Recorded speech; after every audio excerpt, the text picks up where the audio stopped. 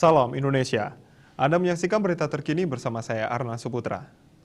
Pemirsa, kebijakan pemerintah mengatasi pandemi COVID-19 dengan melakukan penutupan sejumlah fasilitas umum di Denpasar berdampak signifikan terhadap perolehan retribusi parkir. Karena itu Perumda Bukti Praja Sewakadharma atau PD Parkir menjajaki kerjasama dengan sejumlah pihak di antaranya desa adat.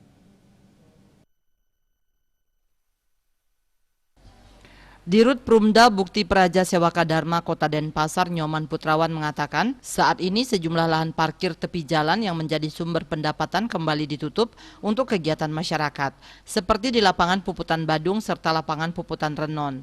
Guna mendapatkan perolehan, Perumda lebih mengoptimalkan kerjasama dengan pengelola minimarket hingga desa adat.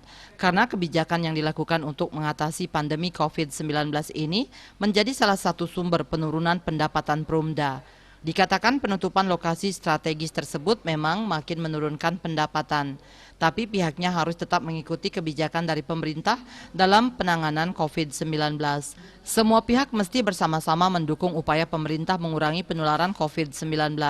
Putrawan mengaku tengah mencari peluang yang lain yang berpotensi meskipun tak memperoleh pendapatan yang besar, seperti beberapa potensi yang ada di desa adat, karena beberapa desa adat juga memiliki potensi yang bisa digarap untuk parkir.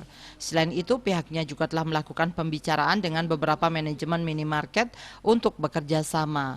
Asmara Putra, Bali Pos.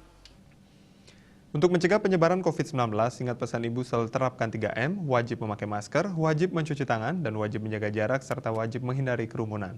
Dengan penerapan perilaku 3M, Indonesia segera terbebas virus corona menuju Indonesia maju. Tetaplah bersama Bali TV. Salam Indonesia.